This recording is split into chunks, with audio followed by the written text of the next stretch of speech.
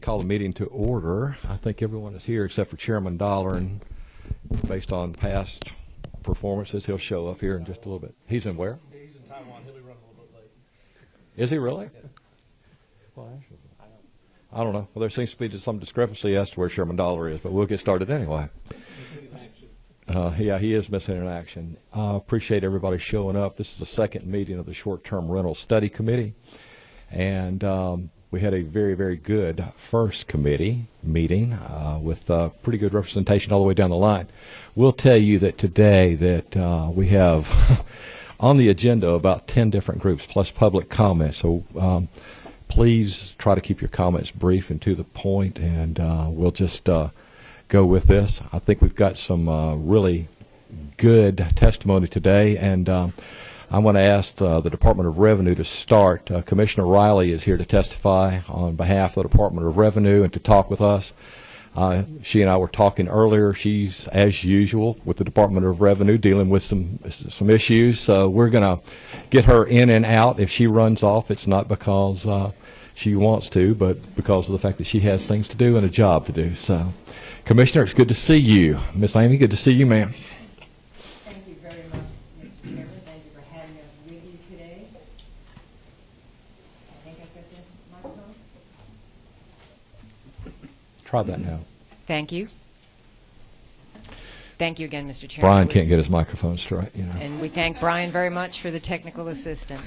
We're delighted to be here today, and we appreciate the opportunity to speak before this study committee to offer the circumstances under which the Department of Revenue operates as far as short-term vacation rentals. Our subject matter expert from the department is here next to me, Amy Oneacre, and she is going to give some responses to some generic questions that have been posed to us about the short-term vacation rental industry, if you will. So if I may, I'll turn this over to Amy to offer her comments. Miss Amy, thank you. Mr. Chairman, members of the committee, thank you. Unless you prefer to do it in a different manner, we can just go through the list of questions that were presented to us. Unless there's another way you Why want to go. don't we do that, and then answer those questions, offer your comments, and then committee members, if you can, hold your questions till the end, please. Certainly. Okay, the first question is, what state taxes and fees are short-term rental owners responsible for paying? And so I'm assuming that means this day and time. As of today, what kind of taxes and fees would be due by short-term rentals? And the answer to that question is very simple. Sales and use taxes, both state and local, are due. Local hotel motel excise taxes that are administered by the local governments are also due. And the state Georgia hotel motel fee of $5 per night is also due if the short-term accommodation is a hotel by definition. And if you'd like us to get into that, we can as well. But they would be responsible for collecting and remitting all those taxes on their accommodations. The second question is how much state revenue comes from or could come from short-term rentals. We do not have an answer to that question today, just based on the very nature of we don't perhaps know who every single short-term rental person there may be out there. There are ways that we could potentially query our system electronically by NAICS code, but that would be completely reliant, the reliability of that data would be completely reliant upon the validity of the NAICS code that is in our system. So if somebody just owns a beach house and they rent it and they did not use an accommodations related NAICS code, then their revenue wouldn't show up in our system when we ran that query. So it would be very difficult for us to provide that. Anything you wanted to add on that? Just quickly add that it'd be also difficult for us to separate that from normal hotel motel remittances because we don't currently have any way for someone to represent to us that it's short term as opposed to a continuous rental accommodation facility. Right, like an extended stay service, and it also perhaps may not even exclude other sales made by those venues like food and beverage and other things that may be outside the scope of lodging. Let's see. How do you collect and enforce the fees and taxes? This is question number 3.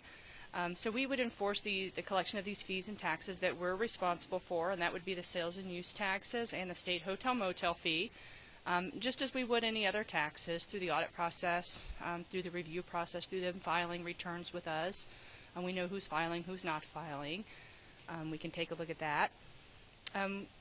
I also wanted to note here that our department actually receives quite a few referrals from local governments who may have audited for local hotel motel excise taxes and noticed that somebody wasn't perhaps paying those at the local level, and then they may contact us and say, hey, we found out that, you know, so-and-so or some constituent group was not paying the local hotel motel excise taxes. You might want to go also look at them for sales and use taxes. So we get a lot of referrals in that manner. We've done a lot of training, particularly in the Blue Ridge area for cabin rental owners in that area.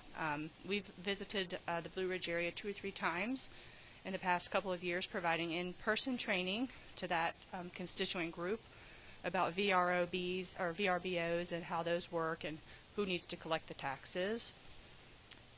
So we try to do outreach. That also helps us with compliance. The fourth question here is, how can the legislature help to ensure that all state taxes and fees are collected? You know, it would be a little presumptuous for us to suggest what legislatively could be done, but there is one particular statute. Generally, at the Department of Revenue, we just do what we're told.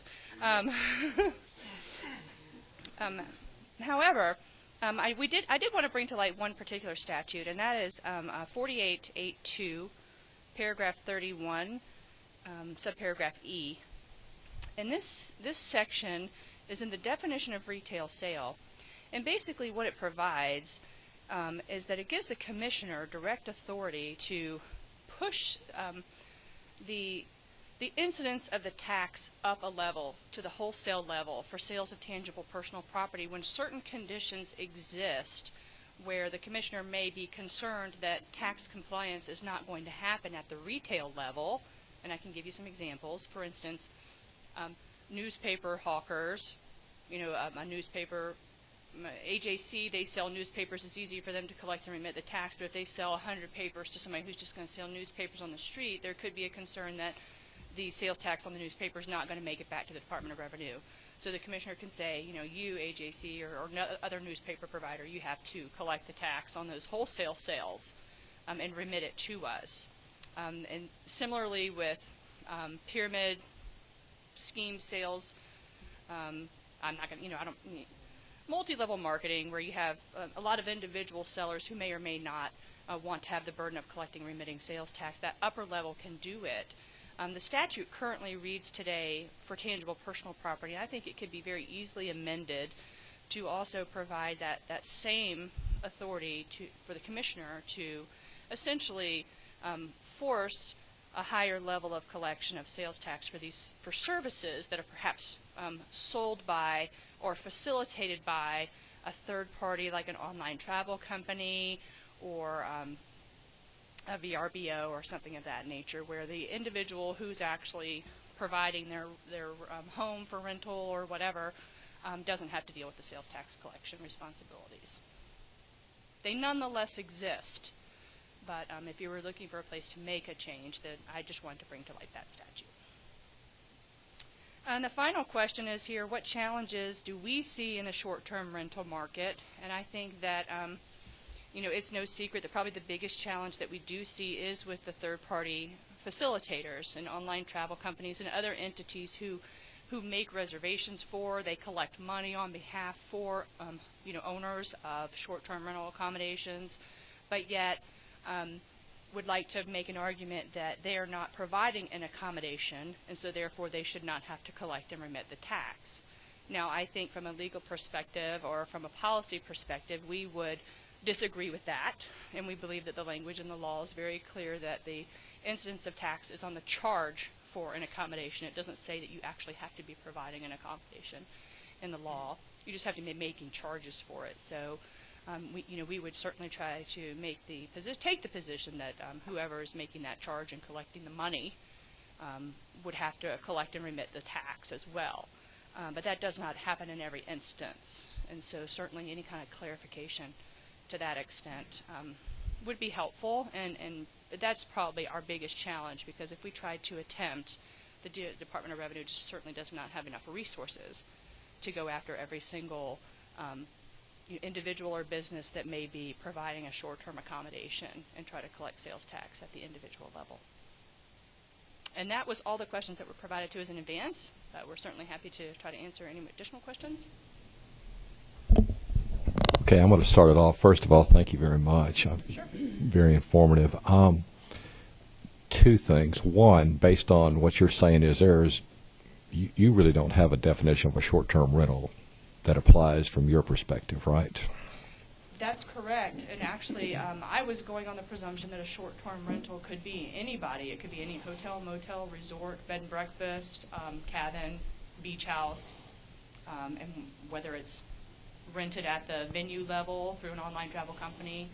I was thinking that for purposes of this discussion, those were all short-term rentals. Yeah, that's one of the unique problems that we have faced, is the definition of a short-term rental. I mean, is it someone who has a condo that's a second home that they rent out, 50, 60, 70 days a year, or does it also apply to the people in Augusta who rent out their home for a week during the Masters? So we're working our way through that. So, okay, that answered that question. And then the second thing that I had, this is maybe an analogy sort of thing.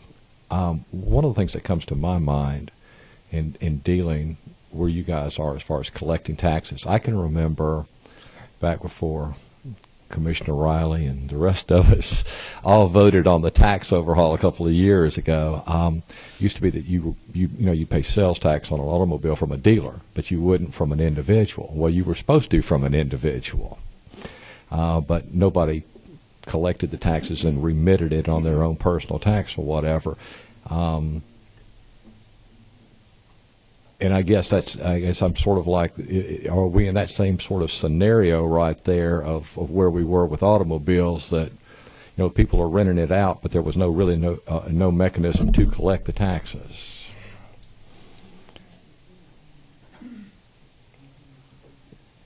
Well, that's kind of sort of synonymous. I think there is a mechanism to collect the tax. I think that maybe perhaps the bigger issue, and this is where you get to your synonymous example with the motor vehicles, is that we just simply don't know about all the transactions that take place. Right. If I sold you my vehicle, as I'm your neighbor, and I decide I want to sell you my vehicle, the Department of Revenue is never going to know about that. And similarly, if somebody just rents out their house in Augusta for a week for the Masters, we're not going to know about that. Right.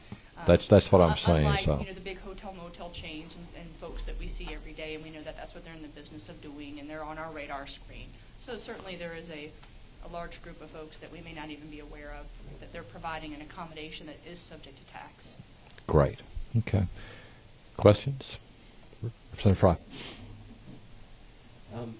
Kind of to piggyback along with that, are there forms specifically to remit those taxes from an individual?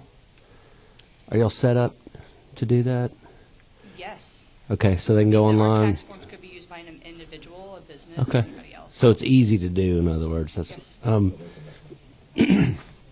and then and I guess you can quote me, but don't quote me. I'm not sure my source. Okay. It was told to me that North Carolina just did an MOU with Airbnb for them to collect the taxes and remit. And in our last meeting, we did have an Airbnb individual here that said that they did that on a municipal level as well as the state level. So that's something that maybe we could do. Y'all, I guess that would be under y'all's purveyance to create the agreement with that website. It would be, and I certainly can't speak to the North Carolina agreement. I in fact, was not even aware of it. Mm-hmm. And she said last week, hey, this is what we'll do. And I said, well, hey, give me a copy of the MOU. We'll pass it along. And then to the last question, with would this, if we did amend the code, would that apply to Craigslist transactions? Could you apply it there? Would that be something that we need to pay attention to? I honestly haven't thought about Craigslist transactions, but there are a number of other transactions that we have discussed. It might reach to. What are some of those An examples? Example may be, there are services nowadays where if you are just, you're really hungry and you have a hankering for a hamburger, but you just broke your leg and you can't drive anywhere, you can go on a website and you can and say, I really Right, need a right, cheeseburger right. from Chili's, and they'll go get it for you. The delivery and deliver services. it back. Sure. And then there's a lot of questions regarding where the incidence of tax is there. I think a change in the statute could make it such that that person who was providing that service had to collect and remit the tax. Perhaps some transportation services that are offered online through an app also might fall under this clearly as well. Okay, thank you. Any other questions? Ladies, thank you very much. Commissioner, good to see you, ma'am. Thank you, Mr. Chairman. And as I mentioned earlier, we are available to the committee at any time for any follow-up questions, or if your subsequent meetings that we can be of value to, we stand at your ready. Thank you. Thank you.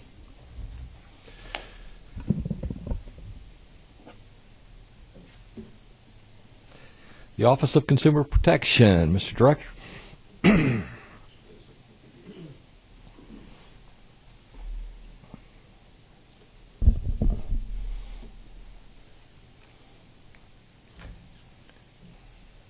Appreciate you taking the time to join us today, and Thank you, Mr. Chairman. Let us know I'm where we John are. Sowers. I'm the director of what is now called the Consumer Protection Unit of the State Law Department, formerly the Governor's Office of Consumer Protection. What we do really hasn't changed, only our title has, and fortunately our location hasn't either. So we didn't have to move, which would have been, I moved my residence. I sure don't want to move my office at the same time. We were asked to comment on two things. One is how many complaints have we had in this area, and the other is what consumer protection laws enforced by ourselves would relate to this area. The first question is real simple to answer. We've had one complaint, and it was a little bit unusual, maybe not, but not what I would have expected when I went back and read it. This was a complaint which was received right around Halloween last year from a disgruntled consumer who had gone through HomeAway, which is one of the two leading businesses in this area, to rent a place down at St. Simon's for 4 or 5 days around the Georgia-Florida game. You know that happens a good deal, as does the Georgia-Florida game. I didn't go to either school, so I don't pay much attention to it. But their complaint appeared to be directed as much against the homeowner as against the business. So to that extent, we wouldn't have any jurisdiction over it, because with one exception that doesn't apply here, our jurisdiction is limited to some transactions that occur between consumers and businesses, not between individual consumers or businesses and businesses. With respect to other kinds of short-term rentals, we really don't have jurisdiction either if it's a typical lease situation. That's a real estate problem. That's left to other agencies and to the courts. What happened to the complaint is not, I don't know for sure. We contacted both the business, the homeowner, and the complainant, encouraged them to attempt to settle. We know that at the time we received the complaint, HomeAway had made an offer to return approximately 1/4 of the money that had been paid through a wire transfer in advance. We never heard anything further, so we presume either they decided to resolve this informally or they went to the court system, which of course they were advised they had every right to do. That's something we typically tell people in such a situation. Because this did not involve a pattern of activity, we did not investigate any further. And we have received no similar complaints in the 11 months since we received this one. So the next question is what laws that we enforce could be implicated here. As you probably know, there are over 30 subsections of the Fair Business Practices Act. They cover a whole lot of things. Some are quite specific, some less so. There are probably 7 or 8 that could be implicated here depending upon the factual situation involved. And without knowing more about that, I really can't say, but typically, in a situation like this, what we focus on, what our attention is focused on by complaining parties, has to do with representations made, typically through advertising, either through the mail, through the internet, or in some other way, representations made that are not kept, that are material to the transaction. So that would be how we would have an entry into dealing with problems in this area, and that's how we typically deal with problems in most areas that are within our jurisdiction, through that avenue. That concludes my statement. If there's any questions, I'd be pleased to try to answer them or duck them if possible. So I think, first of all, it's a fair statement to say that there's been very little activity with your department in regards to short-term rentals or anything in this matter. You haven't really, no that's complaints, right. No anything. That's Okay. correct. And we get tens and dozens of complaints every day about various kinds of transactions involving vehicles. We get tens and dozens of complaints regularly about debt collection practices or debt settlement practices and other kinds of things that are recurring. This is not a recurring matter. This is the first, and to my knowledge, the only one that we've had in the 4 years and 8 months that I've been running this operation. Okay, great. Any questions? All right. Thank you. I noticed your campaign ribbon. Appreciate your service. Thank you. Thanks, sir.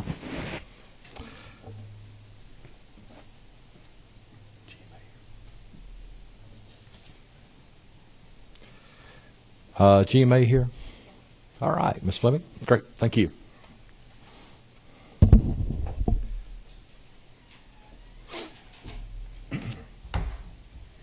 Chairman Rogers, members of the committee, thank you for the opportunity to speak to you today regarding the cities of Georgia and these short-term rentals. My name is Catherine Fleming, and I represent the Georgia Municipal Association. We are a voluntary membership organization representing over 516 cities across the state of Georgia, from Abbeville to Zebulon. Each of our member cities has its own unique history, geography, and demography, yet all exist for the same reason, which is to provide a high quality of life for the families and businesses within their bounds. GMA is excited about the new economy of short-term rentals and the economic and tourism benefits that they provide for our member cities. However, as these short-term rentals operate as businesses in much the same way as our hotels, motels, and inns are businesses, GMA believes that they should be held to similar standards. Indeed, the local governments of Georgia work in partnership with the hospitality industry across the state. The hotel-motel tax that innkeepers collect is used to a large degree for the promotion of tourism in and around the area where the tax is collected. Local governments have the flexibility to choose different levels of taxation depending on the needs of their community. The hospitality industry has strict guidelines that it must follow in order to ensure the health and welfare of its clients. Together, local governments of Georgia and the hospitality industry must work together to give visitors to the community and the state the most inviting and memorable experience possible, and that means providing both a safe and enjoyable stay. In that vein, should this committee decide to pursue legislation regarding short-term rentals, GMA would ask that language be included in any bill that clarifies that short-term vacation rentals are businesses that local governments can require to obtain occupational tax certificates, and that they should pay the same taxes and follow the same public safety requirements as other public accommodations. Additionally, GMA would recommend including language that clarifies that the hotel-motel tax is applicable to short-term rentals. The GMA staff and I are happy to be a resource as the committee considers the information the study process produces. I appreciate the opportunity to speak with you all today, and I'm happy to take any questions you may have.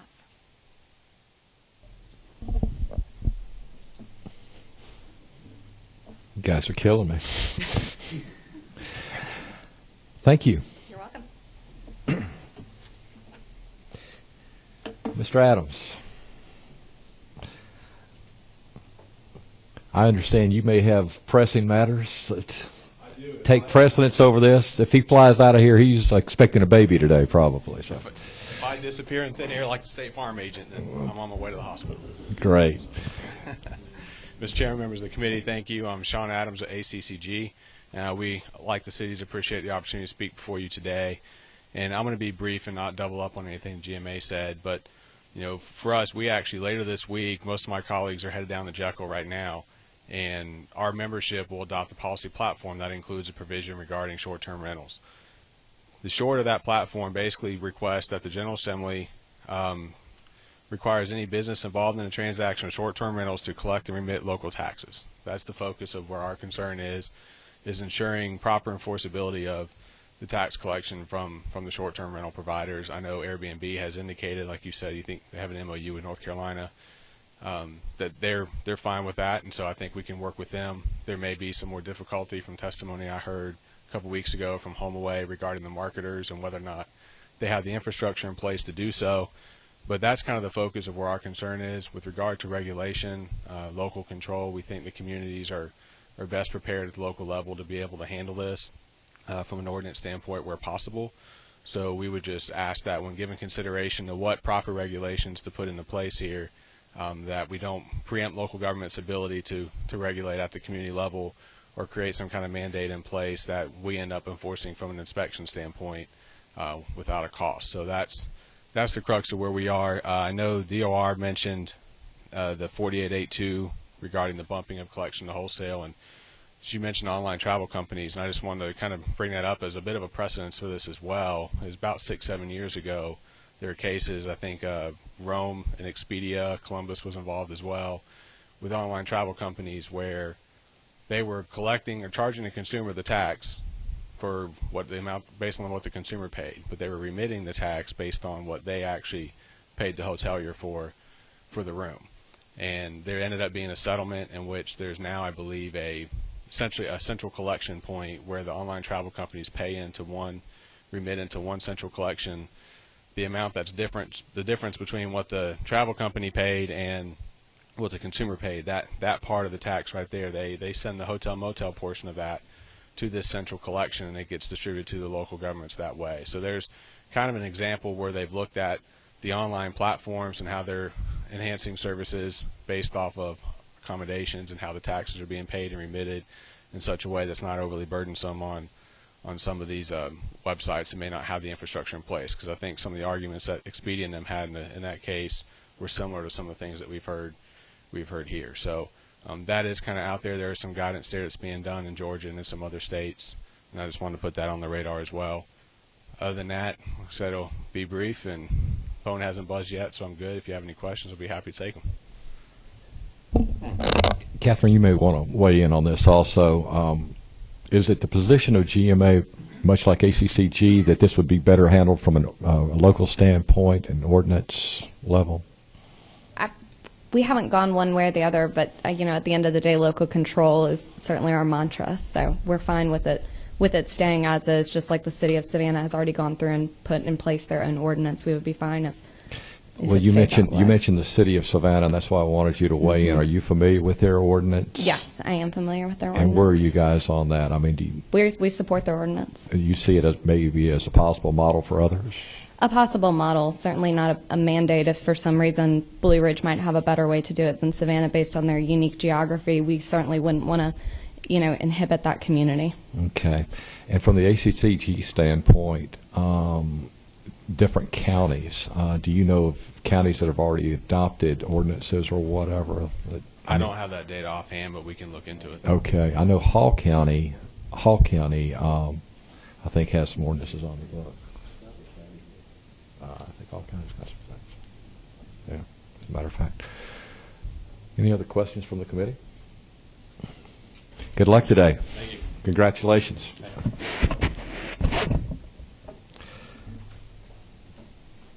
Speaking of Hall County, is there a representative from Hall County here? Okay. We had asked them to come. They had done some things with ordinances, and they were fighting some of the battles that some other people had mentioned, but they're not here. Travel Technology Association?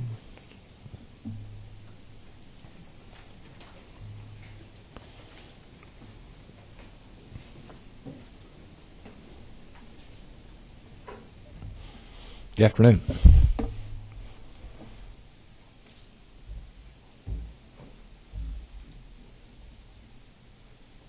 Chairman, members of the committee, I appreciate the opportunity to be here to talk with you today. As you mentioned, I'm with the Travel Technology Association, and I serve as Director of Coalitions and Grassroots for that organization. Travel Tech, as we're popularly known, serves as the National Trade Association for online travel agencies, global distribution systems, and the short-term rental providers. Our members include well-known companies such as TripAdvisor, HomeAway, and Airbnb. And it's on behalf of those members that I'm here before you today. Short-term rentals for us are typically defined as any sort of rental that's less than 30 days. And we specifically define it that way with regards to a residence. And so as I've heard some other testimony here today, I think that's an important point to make. As I'm sort of common to say, a hotel is a hotel today, a residence is a residence today, it can be a short-term rental tomorrow, and a residence the next day. There's a distinct difference between those two things. As a result of the popularity of short-term rentals, many travelers are looking for authentic and special experiences, and they've chosen to exercise the ability to engage in short-term rentals, and they tend to stay longer and spend more money when they do that.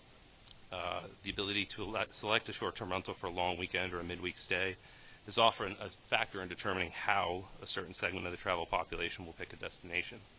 Some, such as large families or extended families, gathering in one place, millennial travelers, travelers on a budget, parents traveling with special needs children, they will want and pick a destination based on the availability of a short-term rental. Over the last decade, technological innovations have allowed travelers to access a wide variety of choices when it comes to travel, and increasingly travelers are booking short-term rentals for their stays. Because short-term rentals provide a flexible housing stock that allows people to spend longer periods of time in communities, they have become an attractive option for travelers. Additionally, because they book longer stays, travelers in short-term rentals tend to spend their travel and tourism dollars locally, and they're able to experience more of what a destination or an area has to offer. With all of this in mind, I want to thank the committee for inviting us to this study session, as we believe that policymakers should embrace opportunities to work with industry stakeholders and establish fair and reasonable regulations for formalizing short-term rentals. Travel Tech believes short-term rental regulations should be developed to protect property owners, managers, hosts, travelers, as well as the local community. And we have seen time and time again how the adoption of onerous or limiting regulations on short-term rentals had the detrimental effect of driving pro-growth industry underground.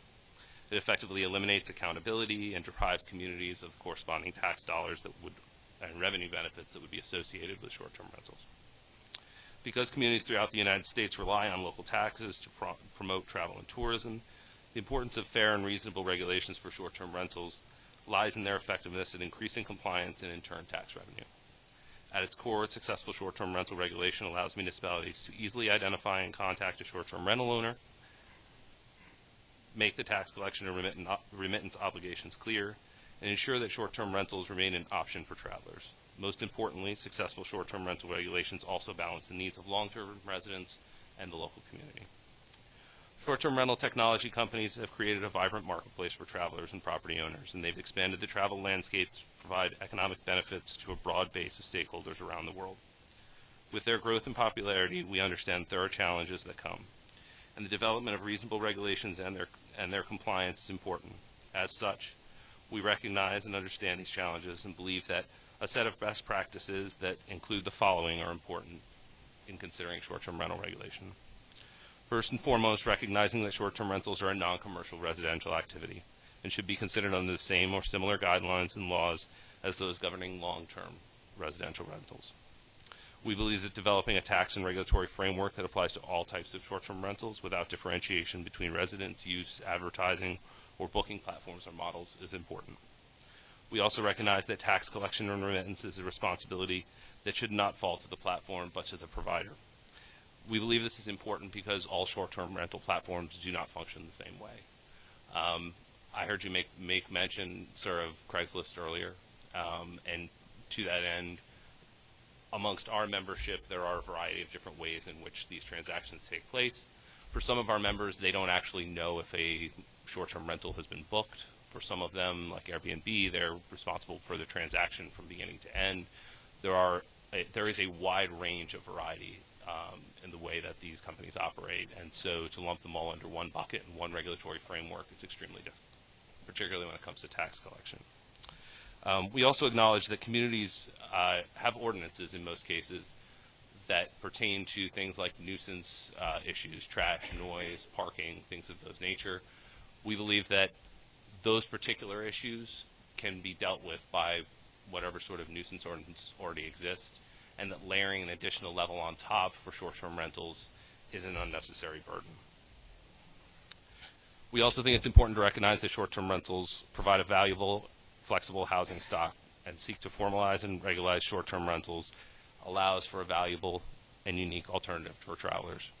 And finally, short-term rental regulation should be developed much like this, through an open dialogue with all stakeholders at the table, property owners and the community, and in doing so, we can allow ourselves to accomplish a viable, fair, and reasonable set of regulations for short-term rentals.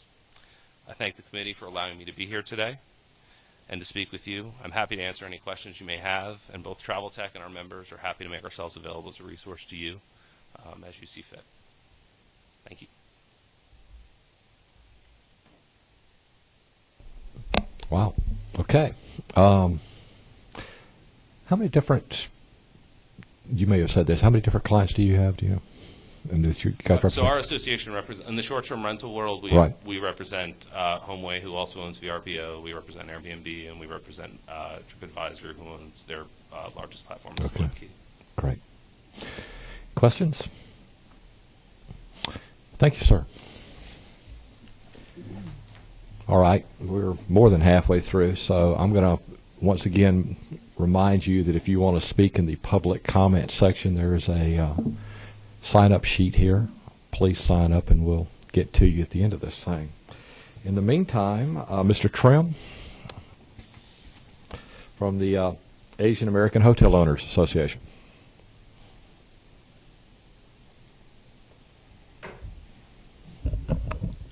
Mr. Chairman, members of the committee, thank you for your time today. I represent the Asian American Hotel Owners Association. We're a national organization with approximately 15,000 members, 900 of which are here in Georgia, representing over 2,000 hotels. Our position on this is real simple. We just want a fair playing field. Want everybody to follow the same sets of rules, same guidance, so we can move forward. There's really not a lot more to it for us. We just want to make sure whatever happens, and we appreciate this dialogue and the open part, and everyone's willingness to be involved. But whatever we come to as a resolution, we want to make sure no one has a strategic advantage over someone else. And so I'll keep it short. Everyone else has covered pretty much between the last hearing and this one where we are. But I'll happily answer any questions if you have any. No, but I'm very impressed with your numbers of how many members and how many hotels. So thank you for all you guys do for the state of Georgia. Thanks so much.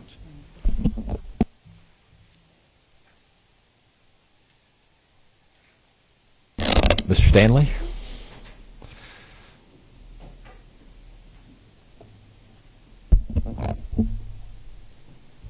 Good afternoon.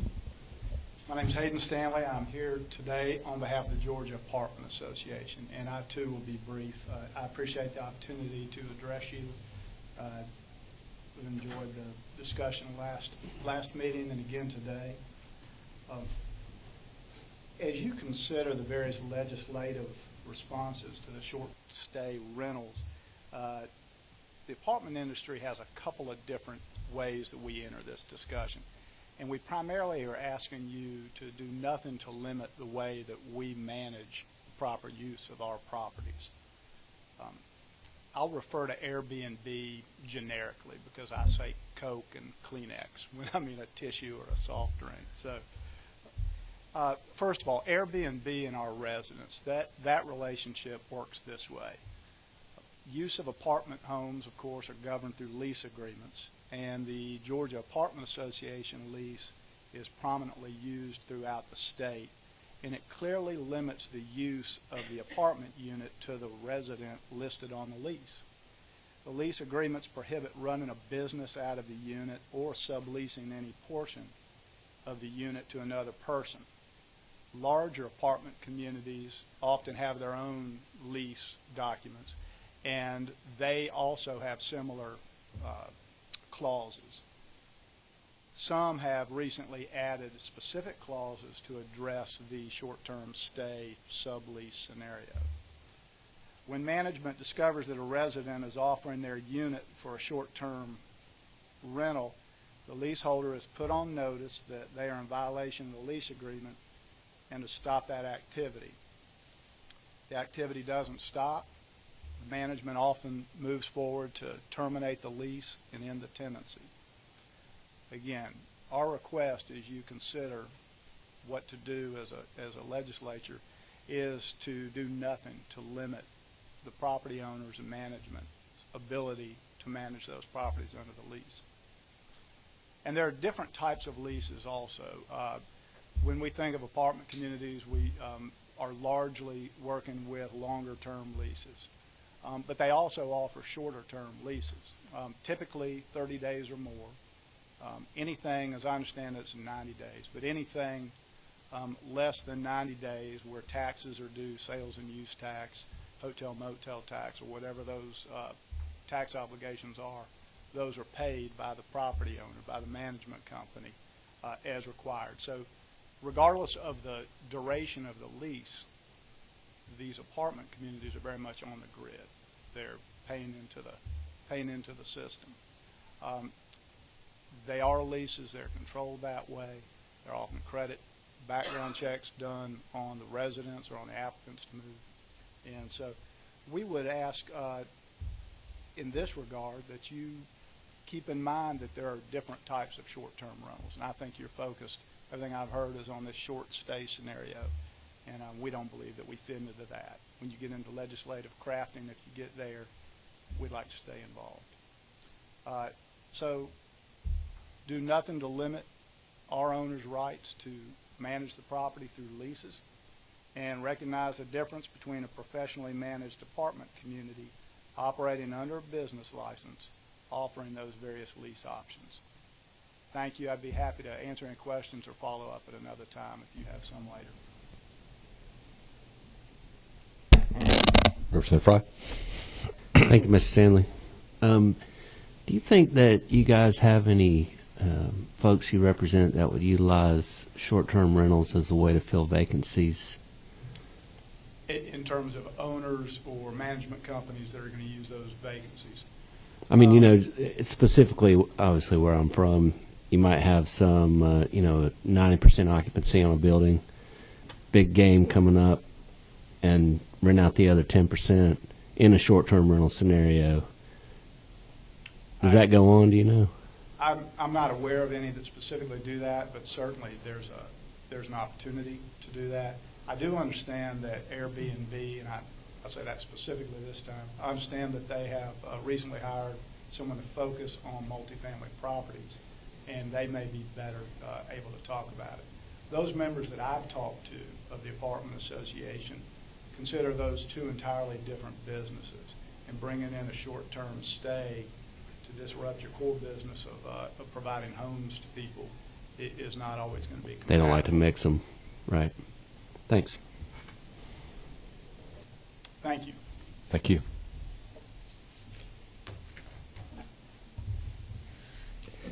The Community Association Institute. Mr. Coulter, how are you, sir? Good.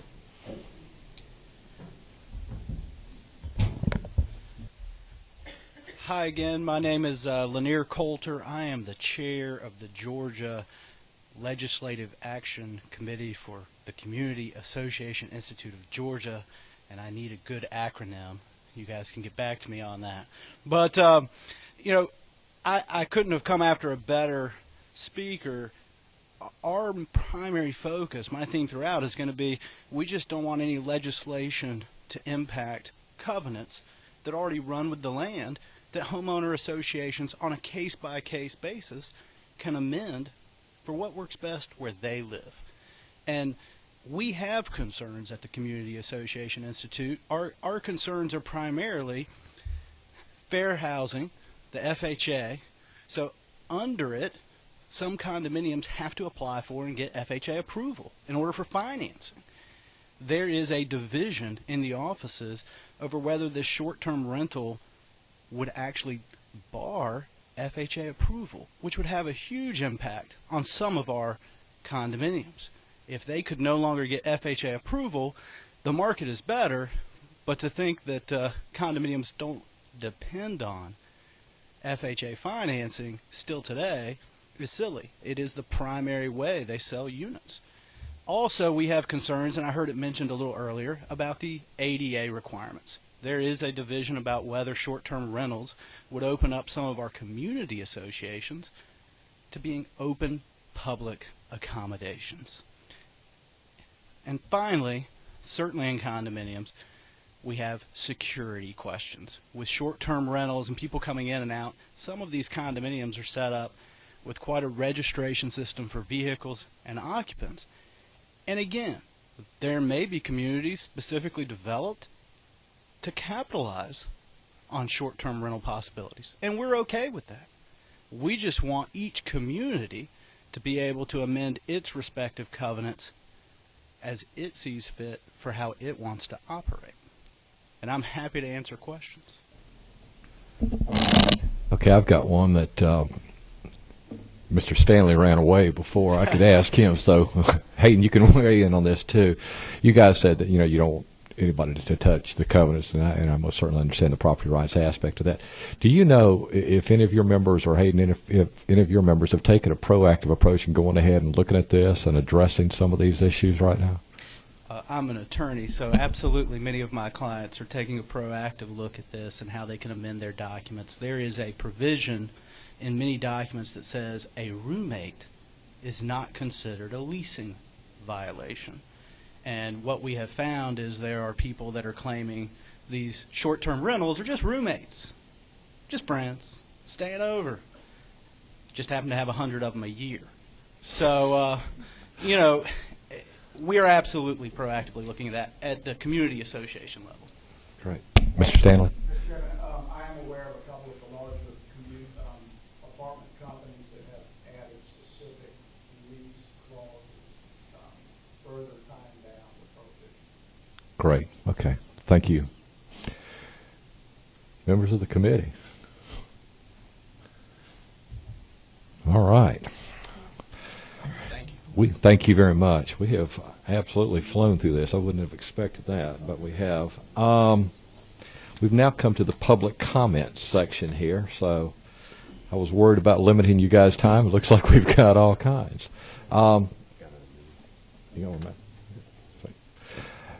Mr. Bassett?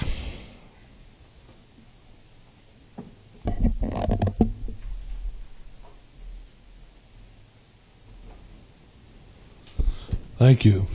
I was going to say, may it please the court. That's what I used to say before I retired. But I'll say, may it please the committee. I'm just an old retired lawyer. I live in Candler Park. I have an in-law suite, which I've had for several years. I have no in-laws anymore, but I still have the suite. It was underutilized. I used it as an office, sort of. Somebody came to me one day and said, I heard about this company called Airbnb.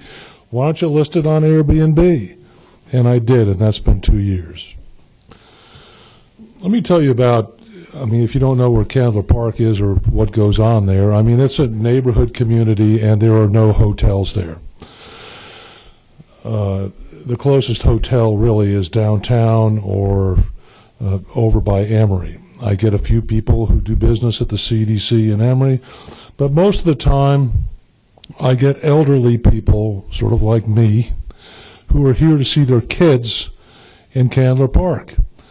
And they want to be comfortable, they want to be around their kids, but as we all know, those of us who have grandkids, sometimes too much of a good thing is too much of a good thing.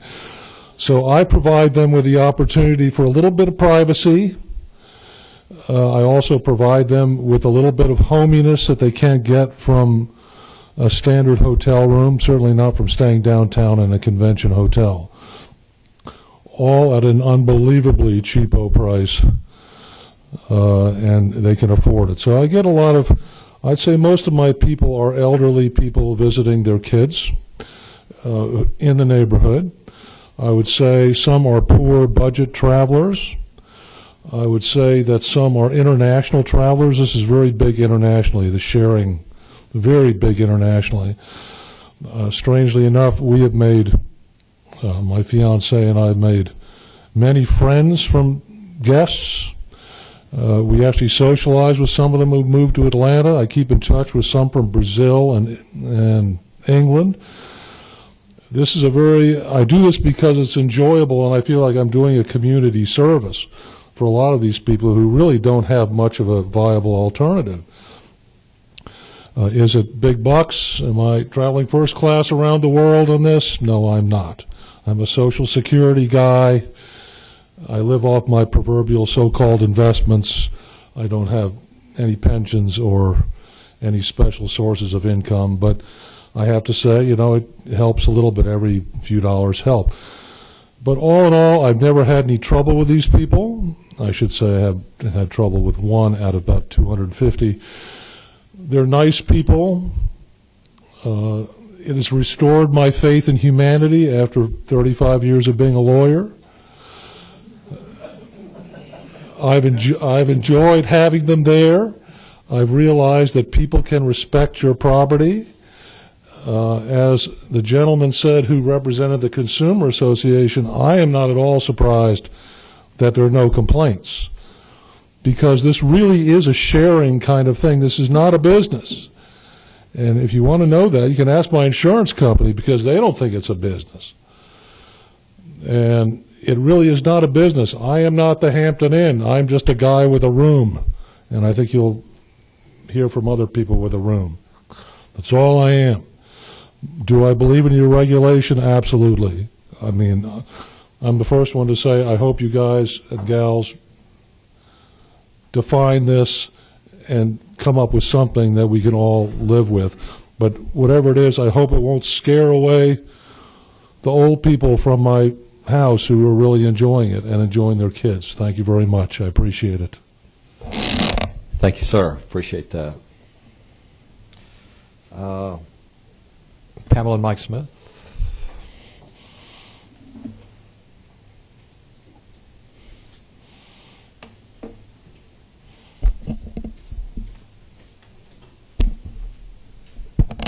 Thank you, Mr. Chairman and the committee. Appreciate the opportunity to speak today. I think I'm just going to be Pamela. That's Mike sitting over there. I just wanted to address a couple of reasons why we decided to become Airbnb host. First of all, we had traveled some and found out about it. We didn't know about it, and always had these really great experiences. And the first time we traveled, we found these provisions in the refrigerator, and it was such an unexpected kind of thing. We didn't have to go out and forage for things in an unknown place. And so then as we traveled some more, we found that we got a connection with people on a really personal level, and they helped us understand what was available in their own neighborhood. And what prompted us to do this specifically was a financial loss. My husband was unexpectedly retired about 2 years earlier than we thought that was going to happen. And so we had a little bit of shortfall for our home, and we've been there for over 30 years. So we were kind of looking for something that we could do to make up the deficit. And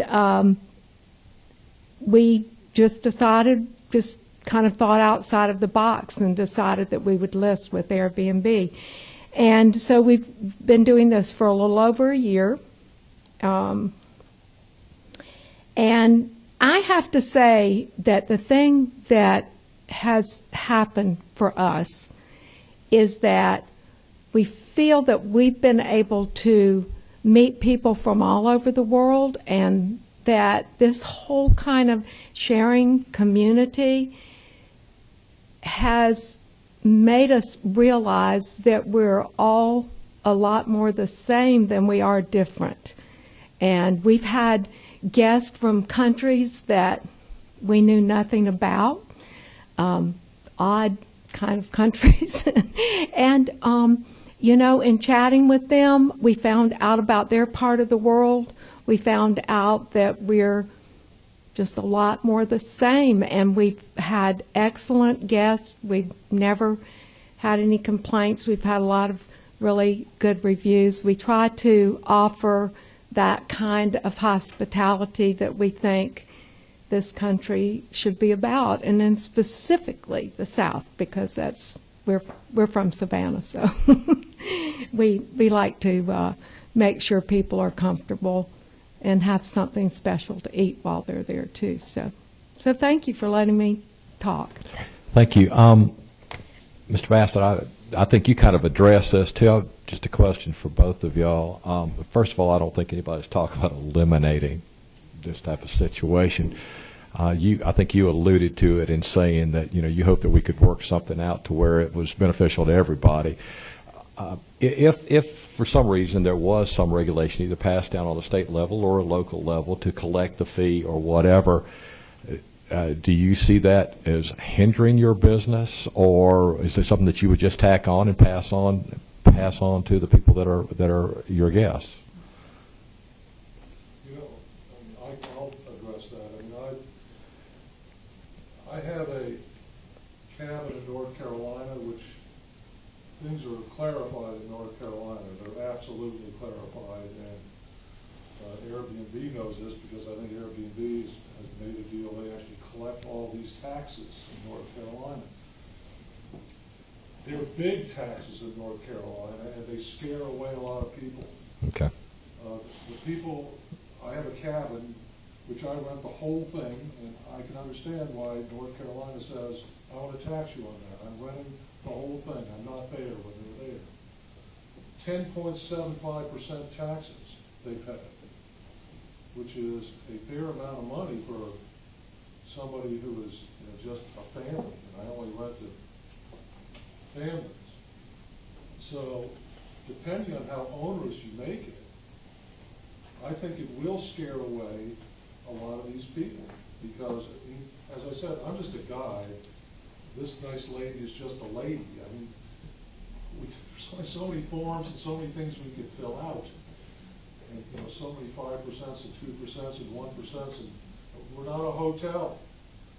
We're really an other, which is why this committee, I think, is having the hearing. And absolutely, this needs to be clarified that we are an other. I like to make it clear that I don't think we're hotels, and I don't think we're rooming houses, and I don't think we're whatever else is out there in the define before it gets to other. We're just other, and, you know, it's 2015. I think it's time for this committee and the legislature to tell us what we got to do, because I think everybody's willing to do it, but you just got to tell us. That's what we're trying to get to. And if you don't mind, I'll leave this to both of you if you don't have to share this information, but out of the entire year, do you know how many nights that you probably rent out a year? It varies. I mean in Georgia here. I'm sorry, not in North Carolina. It's you know, it does vary. I mean, I've had good months and I've had bad months, but I'm listed with Airbnb and HomeAway and FlipKey. There's 3 of them. HomeAway and Airbnb seem to be the main ones. HomeAway gets more of the real vacation places. Mm-hmm. You know, my in-law suite is not a vacation spot. But, you know, this month maybe I have 15 to 20 days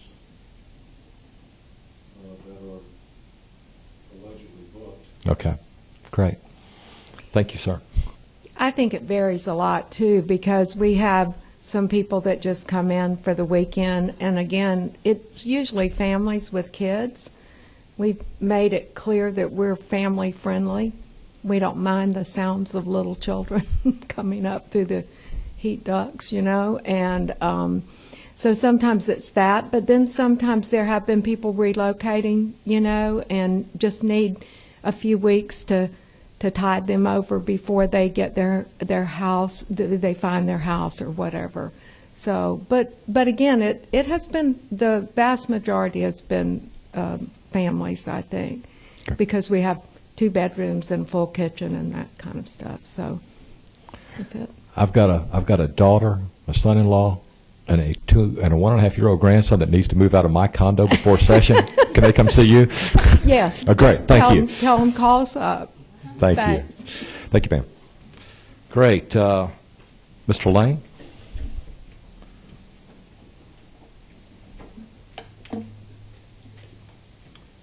Hi.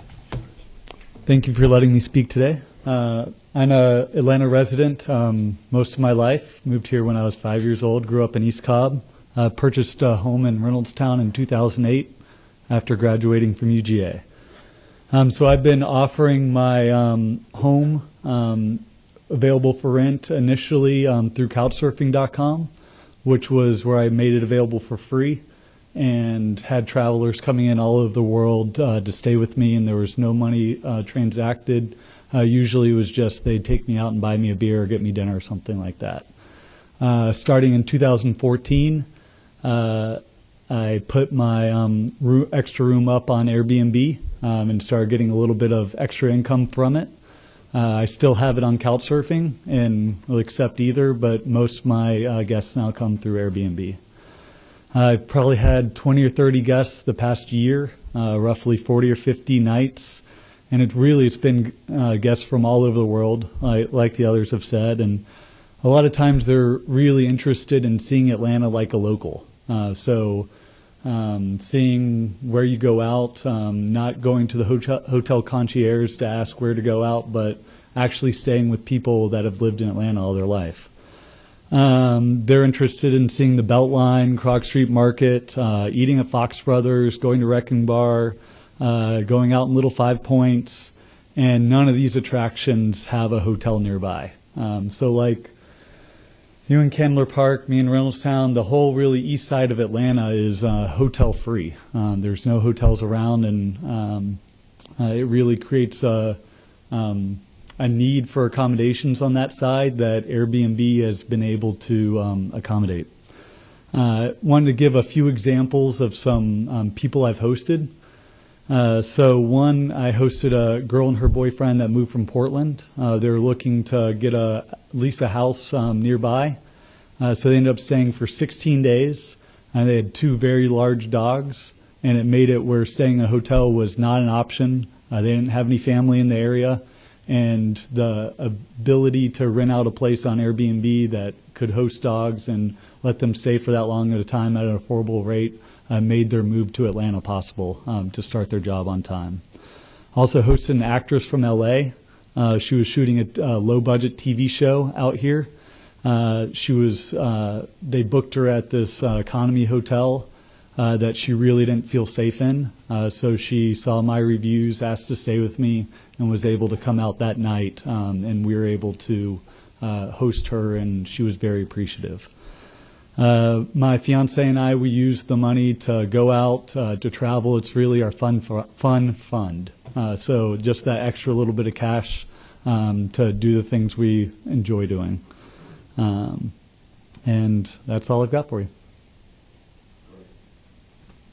Thank you very much. Ms. Patino?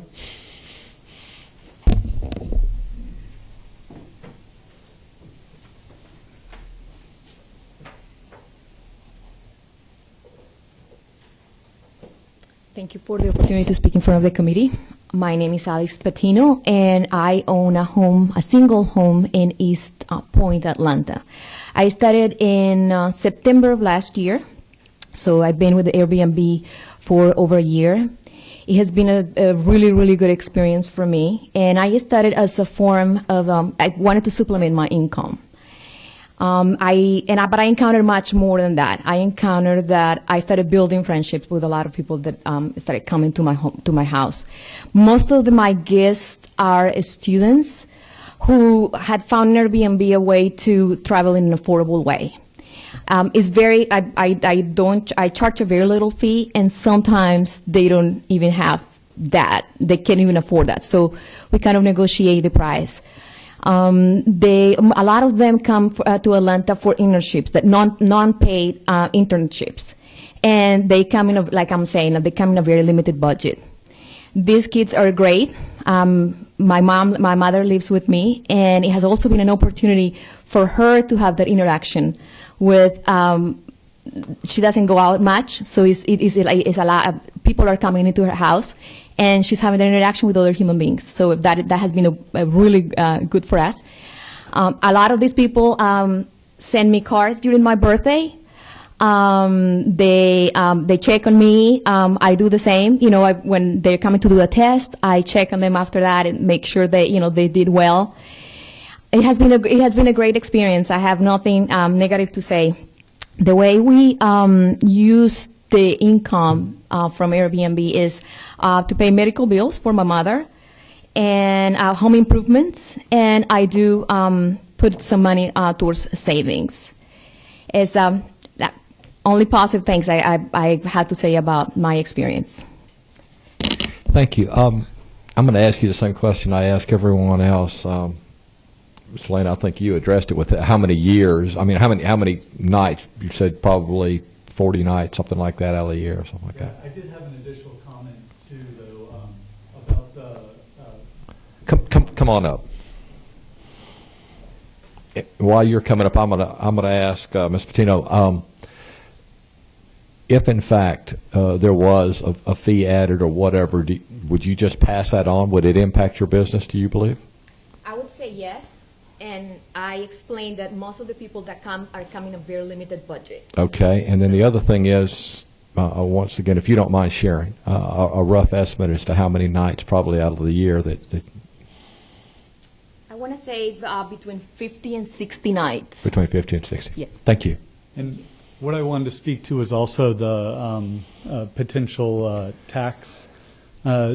It being a flat fee tax, the $5 tax, as well as the percent tax, I think that would unduly hurt us as opposed to hotels who are at a much higher rate, where we're charging sometimes $30, $40, $50 a night, where $5 becomes a much greater impact on our guests as opposed to people staying in hotels. Great, thank you. All right, anybody else? Yes, sir. Can I just add one thing to that? Just sure. I've always had my piece, but You're an attorney, we understand. attorneys can't be short, you know that. I have a 2-night minimum in my place. I pay a cleaning person $60 to clean my place. That's money in the state's pocket and everybody's pocket, income tax, et cetera, et cetera. I give them setups. At the end of the day, on a 2-night stay, 1 night is gone. It comes right out of my pocket. And after I'm done paying for everything, income taxes and everything else, I probably make $40 a stay. That's the kind of money you wind up with. I mean, at least the kind of money I want. Right. But it's not a lot of money, and as these people said, you don't do it for the money, you do it because it's enjoyable. Okay. Thank you. Is there anyone else that wishes to address the committee? Public comments. Committee members, anything? Chairman Taylor. Just some observations, having been through the past few hearings, and I'm not taking a position on some of these things. I just want to identify what we're going to talk about.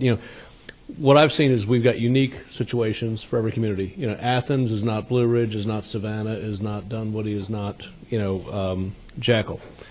I also think it's difficult for the state to look at each issue in a blanket sort of way because, again, the Masters in Augusta, football season in Athens, they're all different. And, from an enforcement standpoint and property rights to the property owners, I think, again, it's probably best, and just my thoughts, push back to the localities because they are all unique.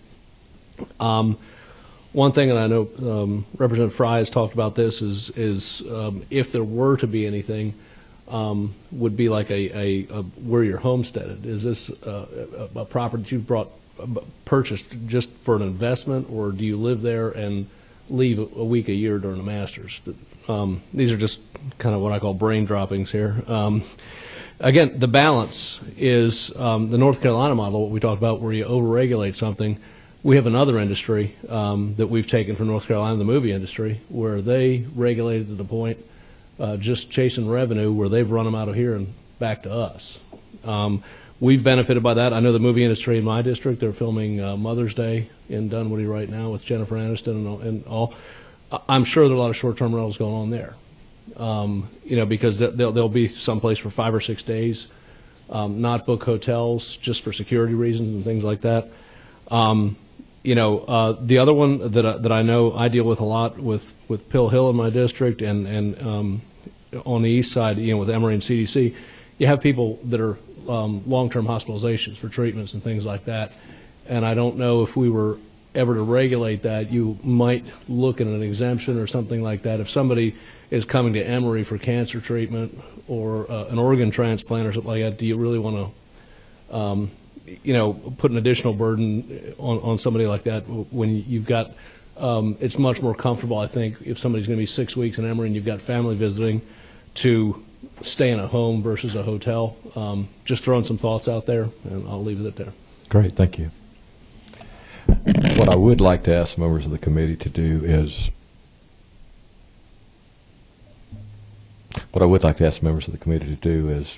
your observations and recommendations, if you would kind of jot them down while they might be fresh on your mind, and to get them to Brian, and we'll start putting this, and then we'll get together and we'll talk about it and come up with a recommendation. Anything else?